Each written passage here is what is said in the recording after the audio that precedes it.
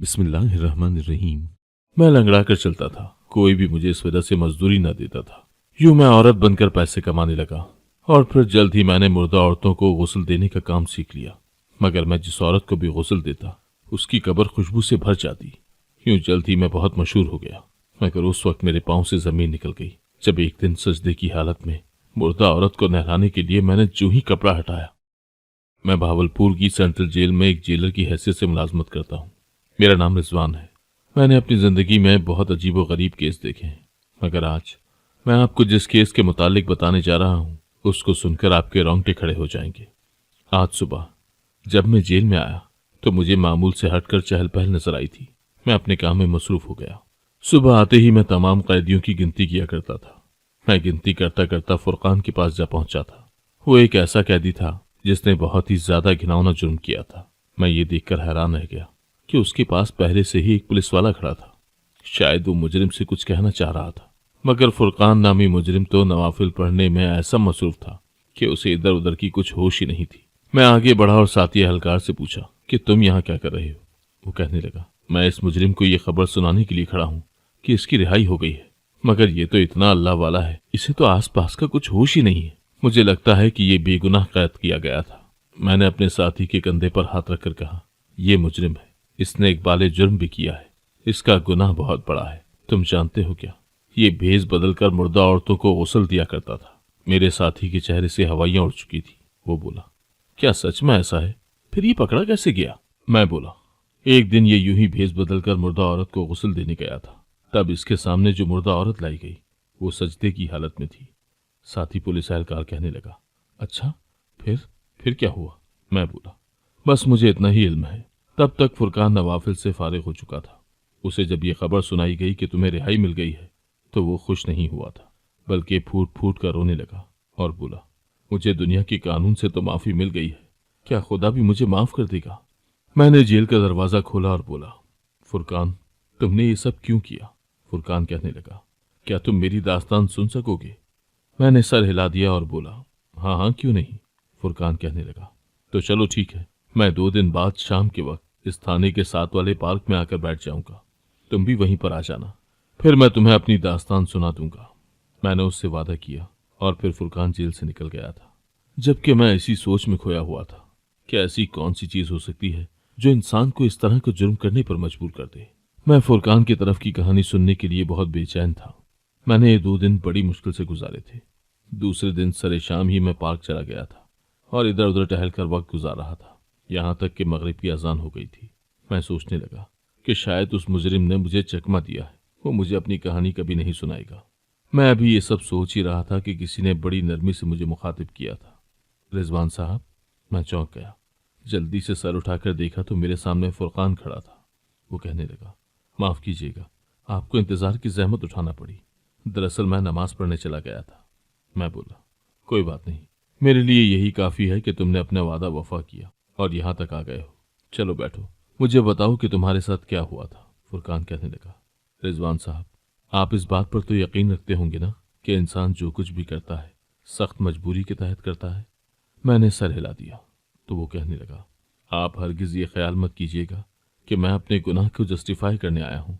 मैं तो आपको अपने गुनाह के पीछे छुपे हुए अवामिल से आगाह करने आया हूँ। मैं हमतन गोश था। फुरकान कहने लगा, हमने गुर्बत की सतह से नीचे जिंदगी बसर की थी। हालात तो शुरू से ही खराब थे।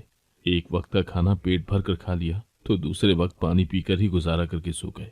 हमने उसी जिंदगी में सब्र शुक्र से रहना सीख लिया था, मगर फिर हमारी जिंदगियों ने एकदम से पलटा खाया था और इस तब्दीली के पीछे कोई और नहीं बल्कि मेरा सगा बाप था। उसने कुछ ऐसा किया था कि हमारी जिंदगियां हिलकर रह गई थी। ये उन दिनों की बात है जब दुनिया ने इतनी तरक्की नहीं की थी। मिठास फकत लहजों में नहीं बल्कि दिल में भी हुआ करती थी। हम 6 बहन भाई थे। मुझसे बड़ी 2 बहनें थीं, फिर मेरा नंबर था और फिर मुझसे छोटी 3 बहनें थीं। मैं अकलौता बेटा था, इसीलिए सबकी आंखों का तारा था। हर कोई मुझ पर जान निछावर किया करता था। मैंने तो शायद कभी ख्वाब में भी नहीं सोचा था कि मैं अपना बोझ उठाने के काबिल भी नहीं रहूंगा। एक दिन ऐसा हुआ कि पोलियो की कतरे पिलाने वाली टीम आ गई। मेरी सब बहनों ने तो खुशी खुशी कतरे पी लिए थे, मगर जब मेरी बारी आई तो दादी ने एक कयामत खड़ी कर दी थी। वो कहने लगी, नहीं नहीं, मैं तो अपने पोते को ये मनहूस कतरे नहीं पीने दूंगी। मैंने सुना है कि ये कतरे पीने से लोग बांझ हो जाते हैं। मेरी बड़ी बहन ने सीना पीट लिया। वो कहने लगी, दादी, अगर ऐसी ही बात थी तो तुमने हमसे क्यों ना कही? हमने तुम्हारी आंखों के सामने ये मनहूस कतरे पिए हैं। दादी ने नाक से मक्खी उड़ाई थी। वो बोली, तुम पांचों मरो या जियो, मुझे तुमसे कोई सरोकार नहीं। मुझे तो बस अपने पोते की खैर चाहिए। मेरी अम्मी ने दबा दबा सा एहतजाज किया था, मगर उनकी हैसियत एक काम वाली से ज्यादा नहीं थी। अब्बू तो कभी अपनी अम्मी के आगे कुछ बोले ही नहीं थे। यूं ही मैं पोलियो के कतरे पीने से महरूम रह गया। कुछ दिन गुजरे थे कि मुझे अचानक शदीद किस्म के बुखार ने आन लिया था। घरेलू टोटके किए, मगर बुखार उतरता ही नहीं था। मजबूरन दवा लेनी पड़ी। उससे इफाका तो हुआ, मगर जब मैं उठकर चलने लगा तो मैं लंगड़ा रहा था। ये देखकर सभी परेशान हो गए। मोहल्ले के उसी डॉक्टर को तलब किया गया जिसने मुझे दवा दी थी। जब बुखार आया तो मेरी दादी ने तो उस पर हमला ही कर दिया कि मैं तुम्हें मार दूंगी। तुमने मेरे पोते को नाकारा दवा दी है जिससे वो लंगड़ा हो गया है। डॉक्टर कहने लगा, माँ जी, ये दवा बुखार उतारने की है, किसी को माजूर करने की नहीं। आप मुझे ये बताएं कि जब पोलियो वाले आए थे तो इसने कतरे पिए थे या नहीं? कहीं ये घर से बाहर खेल कूद में मसरूफ तो नहीं था? मेरी दादी का चेहरा एकदम से जर्द पड़ चुका था, जबकि अम्मी ने फूट फूट कर रोना शुरू कर दिया था।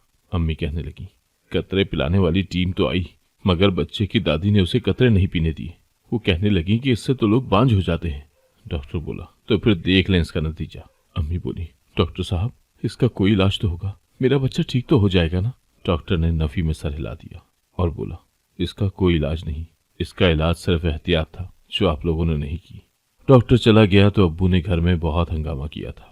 उन्होंने बर्तन उठा उठा कर फेंके। मैं बड़ा हैरान हुआ कि आज अब्बू में इतनी हिम्मत कैसे आ गई कि वो दादी के सामने आ गए हैं। मगर अब्बू जब बोले तो मेरा दिल ही बंद हो गया था। वो कहने लगे, मेरी किस मनहूस औरत से शादी हुई है जिसने लड़कियों की लाइन लगा दी। मेरे 3-4 बेटे होते तो एक लंगड़ा हो भी जाता तो खैर थी, ये औरत तो है ही मनहूस। तब मुझे समझ में आया कि बाज लोग देखने में तो इंसान ही लगते हैं, मगर उनका अंदर पत्थर जैसा होता है। खैर, मैं अपनी इस माजूरी से थोड़ा बहुत परेशान हुआ था, मगर फिर मैंने गली मोहल्ले के बच्चों के साथ खेलना शुरू कर दिया। घर में भी सुकून हो गया कि चलो, ये भी बड़ी बात है कि बच्चे ने हिम्मत तो की, मगर ये कोई नहीं जानता था कि आगे कुछ मजीद बुरा होने वाला है। हुआ यूं कि मुझ पर एक बार फिर से पोलियो ने अटैक कर दिया था, और इस बार मेरी टांग हमेशा हमेशा के लिए नाकारा हो गई थी और मैं बिस्तर से लग गया था। मुझे अपनी दादी से नफरत होने लगी थी। मैं उठते बैठते यही कहता था कि हाय, मेरे साथ ये क्या हो गया। गली मोहल्ले के बच्चे तो मेरे साथ खेल कूद भी पसंद नहीं करते। तब मेरी दादी फूट फूट कर रोने लगती थी। वो कहा करती थी कि मेरे बच्चे मेरे पास आ जा, और मैं गुस्से से कहता कि मुझे आपसे नफरत है, आपने मेरी जिंदगी तबाह कर दी है। दादी इस बात पर पहरो रो दिया करती थी। अब्बू से भी शिकायत की कि तेरी बीवी मेरे पोते का दिमाग मेरे खिलाफ भर रही है। एक दिन अब्बू गुस्से में आकर अम्मी पर हाथ उठाने लगे तो मैं आगे आ गया। मैं बहुत गुस्से में था। कहने लगा, अब्बू, अपनी आंखों से माँ की मोहब्बत की पट्टी उतार कर देखें, बाकी लोग भी इंसान हैं। मुझे तो लंगड़ा कर दिया है, मेरी माँ को जान से मारना है क्या? अगर आज के बाद आपने मेरी माँ पर हाथ उठाया तो मैं ये घर छोड़कर भाग जाऊंगा, और यकीन रखें मैं ऐसा ही करूंगा, क्योंकि मैं अपनी जिंदगी से बहुत तंग आ गया हूँ। तब अब्बू ने मुझे बड़ी हकारत से देखा था और फिर वो इस्तेज़ाइया अंदाज में हंस दिए। कहने लगे, ये जो तू मेरे घर में रह रहा है ना, ये मेरी माँ का सदका खा रहा है, नहीं तो तुझ जैसी लंगड़ी बेकार औलाद को मैं हाथ पकड़कर घर से निकाल देता। मैं अब्बू की बात सुनकर सहम गया था, इसीलिए जल्दी से अपने कमरे में चला गया और बेड के नीचे जाकर छुप गया। मैं ये सोच सोच कर रोता रहा कि अगर मेरे बाप ने मुझे घर से निकाल दिया तो मैं कहाँ जाऊंगा। थोड़ी देर बाद अम्मी कमरे में आ गई थी। उन्होंने मुझे आवाज़ें दी। जब मैंने जवाब न दिया तो वो बड़ी परेशान हो गई। फिर जब मेरे सिसकने की आवाज़ उन तक गई तो वो झुककर बेड के नीचे देखने लगी थी। जब उनकी नज़र मुझ पर पड़ी तो वो सकते के आलम में आ गई थी। कहने लगी, फुरकान, तुझे मेरी कसम, तू जल्दी से बाहर निकला। मैं माँ की कसम सुनते ही बाहर आ गया। अम्मी ने मुझे अपने सीने से लगा लिया। वो फूट फूट कर रोने लगी थी। हमें इल्म नहीं था कि हम दोनों माँ बेटा शायद जिंदगी में आखिरी बार इस तरह एक दूसरे से मिल रहे हैं। मैं बोला, अम्मी, अगर अब्बू ने मुझे घर से निकाल दिया तो? अम्मी ने रोते हुए कहा, बेटा, तुम पागल हो क्या? वालिदैन अपने बच्चों को घर से नहीं निकालते, तुम्हारा बाप भी तुम्हें नहीं निकालेगा। मैं बोला, अम्मी, अगर अब्बू ने मुझे घर से निकाल दिया तो मैं कहाँ जाऊंगा? मेरे पास तो कोई ठिकाना भी नहीं है। अम्मी हंसकर बोली, तो तुम दाद फतियाने चले जाना, वहां मेरी एक मासी रहती है, उससे कहना कि मैं कुलसूम का बेटा हूँ, वो तुम्हें रिहाइश दे देंगी। न जाने अम्मी के दिल में ऐसा क्या आया था कि उन्होंने मुझे पता समझा दिया था। मैं डरा सहमा अम्मी के साथ चिपक कर बैठा हुआ था। फिर मैंने सवाल किया, अम्मी, लंगड़ा होना इतना बड़ा जुर्म है क्या कि अब्बू मुझे घर से ही निकाल देंगे? अम्मी मुझे प्यार से समझा रही थी कि ऐसा कुछ नहीं होगा, सब कुछ ठीक हो जाएगा। मगर मेरी माँ के जुमले खोखले साबित हुए थे। हुआ कुछ यूं कि एक शब हम सोकर उठे, मगर दादी नहीं उठी थी। वो अवधि नींद सो चुकी थी। मुझे दादी की मौत का जरा भी दुख नहीं हुआ था, मगर मेरी अम्मी बिलक बिलक कर रोती रही थी। मैं ये देखकर हैरान हो रहा था कि मेरी माँ का दिल कितना बड़ा है, जो इस औरत के लिए रो रही है जिसने उसकी जिंदगी अजीरन बनाने में कोई कसर नहीं छोड़ी थी। 2 दिन गुजरने के बाद मुझे पता चला कि शायद ये रोना दादी के लिए नहीं था, ये रोना तो मेरे लिए था। दादी के सोए पर अब्बू मेरे पास आए और बोले, फुरकान, तेरी दादी के जनाजे के साथ ही यहाँ से तेरा रिस्क पानी भी उठ गया है। अब तू यहाँ से निकल जा, अपना कमा और अपना खा। मैं बोला, अब्बू, मैं यहाँ से नहीं जाऊंगा, ये मेरा भी घर है, यहाँ मेरी माँ है, मेरी बहनें हैं। अब्बू बोले, तू उन सब के मुंह पर कलंक है, निकल जा यहाँ से। मैंने मदद तलब नजरों से अम्मी को ढूंढने की कोशिश की थी और वो किचन से निकल आई थी। कहने लगी, क्या हो गया है? बच्चा है। अब्बू कहने लगे, घटिया औरत, तुमने मुझे कैसी औलाद दी है? बेटियों का अंबार खड़ा कर दिया मेरे लिए, और बेटा भी आधा अधूरा। मैंने अपनी टांग की तरफ रोते हुए देखा था। अब्बू ने साफ साफ कह दिया था कि आज घर से या तो फुरकान निकलेगा या फिर मेरी माँ और 5 बहनें। ये सब सुनकर मैं सहम गया था। मैं एक माजूर इंसान था, जिसे घर में इज्जत नहीं मिली तो घर के बाहर क्या खाक इज्जत मिलना थी। मैं कैसे उन सबको कमा कर खिलाता, कहाँ रखता? इसीलिए मैंने दिल पर पत्थर रखकर माँ को गले लगाया और उनसे कहा कि जिंदगी रही तो फिर मुलाकात होगी, और अपनी लाठियों को संभालता हुआ घर से बाहर निकल गया। बाहर धूप बहुत तेज थी। ऐसा लग रहा था जैसे ये अभी मेरे वजूद को झुलसा देगी, मगर मैंने हिम्मत की। मैंने सोच लिया था कि मैं अब कामयाब होकर अपने बाप के रूबरू जाऊंगा और तब उससे कहूंगा कि मेरी माजूरी इतनी बड़ी नहीं थी जिसकी मुझे ये सजा दी गई। मुझे इल्म है उस दिन अब्बू मेरे सामने हाथ जोड़कर रोते रहेंगे। खैर, मैंने हिम्मत पकड़ी और घर से बाहर निकलते ही मजदूरी तलाश करने लगा था, मगर मुझे एहसास हुआ था कि ये दुनिया उतनी अच्छी नहीं थी जितना मैं समझकर बैठा था। मुझे कोई मुलाजमत नहीं देता था। लोग कहते थे कि तुम लंगड़े हो, तुम अपनी लाठियों को संभालोगे या काम करोगे। तब तो मेरे पास अम्मी भी नहीं थी जो मेरा माथा चूम कर कहती कि तुम गम न करो, अल्लाह तुम्हारे लिए बेहतर सबब बना देगा। मैं कई रातें रोड पर भूखा सोया, मगर मुझे किसी ने काम नहीं दिया था। मैं गैराज पर गया, मालिक के आगे हाथ जोड़ दिए और बोला कि खुदा के लिए मुझे अपनी शागिर्दी में ले लें।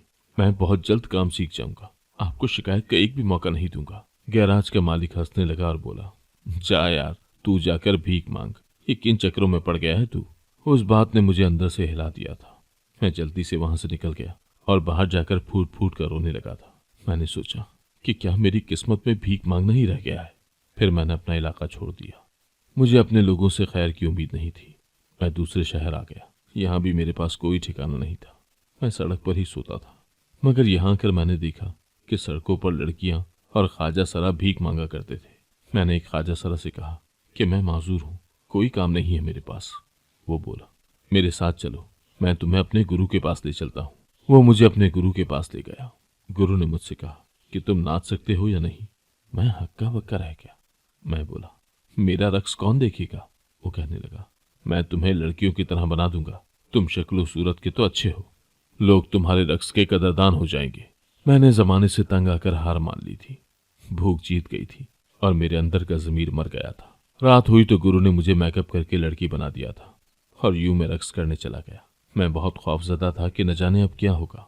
फिर हुआ यूं कि लोगों ने मेरा रक्स देखने के बजाय मेरा मजाक उड़ाना शुरू कर दिया था। कहने लगे, ये लंगड़ी रकासा कहाँ से आ गई है? जिल्लत दर जिल्लत मेरा मुकद्दर ठहरी थी। मैंने कुछ दिन गुरु के साथ काम करने की कोशिश की थी और आखिरकार एक दिन गुरु ने भी मेरे सामने हाथ जोड़ दिए थे। वो कहने लगा, तुम्हारी वजह से मेरी रोजी रोटी खराब हो रही है। अगर तुम हमारे साथ काम करते रहे तो मुझे शक पड़ता है कि लोग हमें अपने फंक्शंस पर बुलाना छोड़ देंगे। मैंने कहा कि कोई बात नहीं। मैंने उनका शुक्रिया अदा किया और वहां से चला गया। मेरे पास अब कोई और ठिकाना नहीं था। यहाँ वहां मैंने फिर कर देख लिया था। अब लड़की बनकर काम किया था तो मुझे लोगों से खौफ आने लगा था। ऐसा लगता था कि मैं मर्दों की भीड़ में महफूज नहीं हूँ। मैं हिम्मत हारने लगा था। दिल इस दुनिया से उब गया था। मैं रातें अब सड़क पर नहीं बिता सकता था क्योंकि लोगों ने मुझे ख्वाजा सराओं के साथ देख लिया था। वो मुझे अपने साथ ले जाने के लिए जबरदस्ती करते थे। मैंने खुद को ऐसे लोगों से भी मुश्किल से बचाया था। मैं बहुत ज्यादा खौफजदा हो चुका था। अब तो दिल यही करता था कि जमीन फट जाए और मैं उसमें समा जाऊं। मैं दुनिया से थक हार कर एक गोशे में बैठ गया था और सोचने लगा था कि अब कहाँ जाऊं। तब मेरे दिमाग में ख्याल कूदा था। मुझे अम्मी की बातें याद आई थी। उन्होंने मुझे अपनी एक मासी का पता बताया था जो दाद फतियानी में रहती थी। मैंने सोचा कि मैं वहां चला जाता हूँ, हो सकता है मुझे वहां रोजगार भी मिल जाए और रहने को महफूज ठिकाना भी। मैंने अल्लाह का नाम लिया और सफर शुरू कर दिया। मैं दाद फतियानी पहुंचा तो अम्मी ने अपनी मासी के मुतालिक मुझे जो जो मालूमात दी थी, मैंने उसके बारे में लोगों से पूछा तो मेरे इल्म में आया कि वो तो एक ज़ईफ खातून है जो अपने घर में तन्हा रहती है। एक कमरा उन्होंने किराए पर देने के लिए मुख्तस कर रखा है और वो सिर्फ लड़कियों को ही रिहाइश पर कमरा देती है। उसूलों की बड़ी पक्की थी। मैंने सोचा कि मैं भेस बदल कर उनके घर में कमरा किराए पर ले लेता हूँ, हो सकता है कि कभी अम्मी मुझे ढूंढने आ जाए। मैं नहीं चाहता था कि इस तरह मैं नाकामी की हालत में अपनी वालदा से मिलूं। मैंने एक बड़ी सी चादर ली और मासी के दरवाज़ा खड़खड़ा दिया था। उन्होंने दरवाज़ा खोला तो पूछने लगी, कौन? मैंने अपना नाम शकीला बताया। मैंने कहा कि मैं यहाँ रिहाइश के लिए आई हूँ। मासी ने दरवाज़ा छोड़ दिया और मुझे अंदर आने की जगह दी थी। मैं उनके घर आ गया तो कहने लगी, बेटी बताओ तुम कहाँ से आई हो, क्या करती हो? मैं उनकी बात सुनकर रोने लगा था। मैं बोला, मासी मैं बहुत मजबूर हूँ। मुझे मेरे अपने घर वालों ने धुतकार दिया है, सके बाप ने घर से निकाल दिया। मैंने कई रातें सड़कों पर गुजारी हैं। अब मुझे ऐसा लगने लगा था कि मेरी इज्जत महफूज नहीं रही, इसीलिए मैं यहाँ आ गई। खुदा के लिए मुझे अपने पास रहने की जगह दे दे, मैं आपके घर के सारे काम करूंगी। मासी कहने लगी, तेरे बाप ने तुझे घर से क्यों निकाला? मैंने अपनी टांग की तरफ इशारा कर दिया और बोला, मैं लंगड़ा कर चलती थी इसलिए। और फिर थोड़े से झूठ का सहारा लिया। कहा कि मेरा रिश्ता नहीं होता था, लोग मेरी टांग देखकर मुझे छोड़ जाया करते थे, इसीलिए मुझे घर से निकाल दिया गया। मासी ने उठकर मेरा माथा चूमा और कहने लगी, बेटी तू फिक्र न कर, मैं तुम्हारे साथ हूँ, अल्लाह तुम्हारा हामी और नासिर हो। मैं मासी के साथ रहने लगी थी। वो बहुत अच्छी औरत थी, मेरा बहुत ख्याल रखा करती थी। मैंने उनके साथ रहते रहते घर के काम करना सीख लिया था। मासी ने मुझे बताया कि वो मुर्दा औरतों की मैयतों को गुस्ल देती है, इस तरह उनकी अच्छी आमदनी हो जाती है और सवाब भी मिल जाता है। कहने लगी, बेटी तुम बेयार हो, मददगार हो, तुम्हारे आगे पीछे कोई नहीं है। मेरे भी आगे पीछे कोई नहीं था, इसीलिए मैं जानती हूँ कि तन्हा रहना कितना मुश्किल है। मैं अब बूढ़ी हो चुकी हूँ। मुझे ऐसा लगता है कि इस दुनिया में मैं कुछ ही दिनों की मेहमान रह गई हूँ। मेरी बच्ची, मैं अपना ये घर तुम्हें सौंप जाऊंगी और मैं चाहती हूँ कि तुम मेरे वाला काम सीख लो। मेरे बाद तुम मैयतों को गुस्ल दे दिया करना। मैंने जब मासी की बात सुनी तो मेरा दिल दहल गया था। मैं बोला, मासी ऐसा मुमकिन नहीं है। मासी कहने लगी, मेरे बाद तुम भूखों मरोगी। बात मासी की बिल्कुल ठीक थी। मैंने दुनिया वालों का हर रूप देख लिया था। कोई पकी पकाई लाकर नहीं देता। इंसान मर भी रहा तब भी उसे खुद ही कुछ न कुछ करना पड़ता है। इसीलिए मैंने मासी की बात मान ली। मैं उनके साथ काम सीखने के लिए जब पहली बार घर से निकला तो बहुत घबराया हुआ था। मुझे अल्लाह से बहुत डर लग रहा था कि अगर मेरी पकड़ हो जाती तो मैं क्या करता। फिर मैंने ये काम शुरू कर दिया। पहले पहले तो मैं इतना खौफजदा होता था कि कई कई रातें सो नहीं पाता था। हर वक्त मेरे आसाब पर एक बोझ सवार रहता था। बुराई से बदी की जंग रहती थी। फिर भूख के खौफ ने मेरे अंदर की अच्छाई को सुला दिया और मैं प्रोफेशनल तौर पर मुर्दा औरतों को गुस्ल देने लगा। मैं लंगड़ा कर चलता था। लोगों ने ये बातें बनाना शुरू कर दी थी कि शकीला तो खुद लंगड़ी है, बेचारी किस तरह मुर्दे को संभालती होगी। अब तो मासी का भी इंतकाल हो चुका था। फिर मेरी सिफारिश उन लोगों से कौन करता। अब हालात ये थे कि 4 औरतें मर जाती तो किसी एक औरत को गुस्ल देने के लिए मुझे बुलाया जाता। ये सूरत हाल बड़ी परेशान कुन थी। फिर मेरे जहन में एक ख्याल आया और मैं अपनी मशहूरी के खातिर ऐसा करने लगा कि जिस औरत को गुस्ल दे देता फिर सबसे नजरें चुराकर उसकी कब्र में इतर डाला था। पहले पहल तो लोग बहुत हैरान हुए। फिर ये बात फैल गई कि शकीला जिस औरत को भी गुस्ल देती है उसकी कब्र से खुशबू आती है। वो तो बड़ी भागों वाली है। यूं अब सबकी ख्वाहिश यही होती कि मुझे ही मुर्दे को गुस्ल देने के लिए बुलाया जाए। मेरा काम चल पड़ा था। मेरा बहुत अच्छे तरीके से गुजर बसर हो रहा था। मुझे लोग औरतों को गुस्ल देने की अच्छी खासी रकम दे रहे थे। मैं थोड़े से पैसे इस्तेमाल करके बाकी सब संभाल लिया करता था। ये पैसे मैं अपनी वालदा के लिए जोड़ रहा था। मेरी जिंदगी का एक ही मकसद रह गया था कि एक बार इतना कमा लूं कि अपने आबाई घर वापस जा सकूं। बाप की आंखों में आंखें डालकर ये कह सकूं कि देखो ये मेरी मेहनत की कमाई है अब्बू। आपने तो मुझे घर से ही निकाल दिया था मगर मुझे किसी इंसान ने संभाल लिया। अब्बू अब आप बताएं कि आपने अपनी सगी औलाद को घर से निकाला, आप इंसान कहलाए जाने के भी काबिल हैं। फिर मैं वो सारे पैसे अपनी वालदा को दे आता और हमेशा हमेशा के लिए उनकी जिंदगियों से निकल जाता। मेरा ज़मीर अब भी कभी कभार मुझे कचूके मार दिया करता था मगर मैं उसे थपकी देकर सुला दिया करता था। एक दिन सुबह सवेरे ही मुझे एक औरत बुलाने के लिए आ गई। कहने लगी, शकीला, हमारे घर आ जाओ, मैयत को गुस्ल देना है। मैं बोला, हाँ तुम चलो, मैं आती हूँ। मैंने अपना गाउन पहना और उसके बताए हुए घर की तरफ चल पड़ा था। मुझसे कहा गया कि एक कोने में रुक जाएं, यहाँ पर मैयत को लाया जा रहा है। मैं उस जगह पर बैठ गया था। मेरे कानों में लोगों की आवाजें आ रही थी। औरतें मरने वाले के मुतालिक कह रही थी कि बहुत ही नेक औरत थी। मैंने कंधे उचका दिए कि होगी कोई नेक औरत, मुझे तो पैसों से कर्ज थी। थोड़ी देर बाद जब मेरे रूबरू उस औरत को लाया गया तो ये देखकर मुझ पर कपकपी तारी हो गई थी कि वो मुर्दा औरत तो सजदे की हालत में थी। मैं उसकी मैयत के रूप में आ गया था। मैं हैरान खड़ा ये सोच रहा था कि मुझे उस औरत को गुस्ल देना चाहिए या नहीं। फिर मैंने सोचा कि मुझे अपनी आमदनी पर लात नहीं मारनी चाहिए। मैं गुस्ल देकर अपने पैसे लेकर चला जाऊंगा। मैं जैसे ही आगे बढ़ा और उस औरत के चेहरे पर नजर पड़ी तो मैं टहल गया था। मेरे हवास जवाब दे गए थे। मुझे कुछ समझ नहीं आ रहा था कि क्या करूं। मुझे वो दिन याद आ गया जब अब्बा ने मुझे घर से निकाला था। मैं फूट फूट कर रोने लगा था। मैं तो ये भूल ही गया था कि मैं तो यहाँ एक औरत के भेस में आया था। मेरी मर्दाना आवाज सुनकर लोग मेरी तरफ मुतवज्जा हो चुके थे। औरतें कहने लगी, ये मर्द है क्या? और फिर एकदम से शोर उठा कि ये शकीला नहीं, ये तो मर्द है। ये मर्द पिछले कई अरसे से औरत बनकर हमारी औरतों को गुस्ल दे रहा है। यूं ये हमारी मैयतों की बेहुरमती कर रहा है। इसको पकड़ो, इसको संसार कर दो।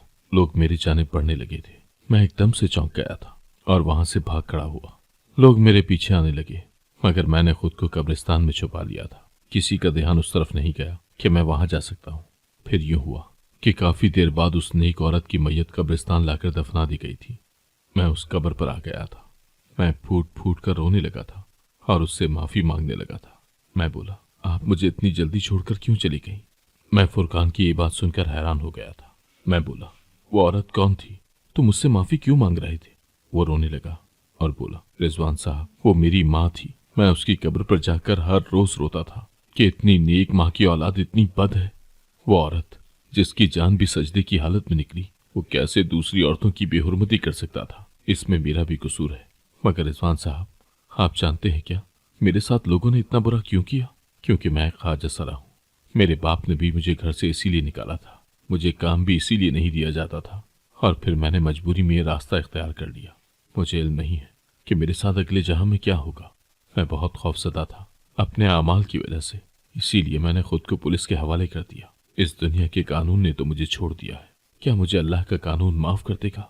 मैं अपनी आइंदा की जिंदगी अल्लाह की बारगाह में माफी मांगकर गुजारना चाहता हूँ। मैंने फुरकान के कंधे पर हाथ रखा और बोला, अल्लाह तुम्हारे लिए आसानियां पैदा करे। वो मेरा शुक्रिया अदा करता हुआ उठकर चला गया था। मैं उसकी जिंदगी की दास्तान सुनकर हैरान रह गया हूँ और यही सोचता हूँ कि क्या उसकी माफी हो जाएगी। अगर आपको आज की कहानी पसंद आई है तो वीडियो को जरूर लाइक कीजिएगा और अपने दोस्तों के साथ भी शेयर कीजिएगा। और हाँ, अगर आपने अभी तक हमारा चैनल सब्सक्राइब नहीं किया तो जरूर सब्सक्राइब करें। मिलते हैं कल एक नई और दिलचस्प कहानी के साथ। अल्लाह हाफिज।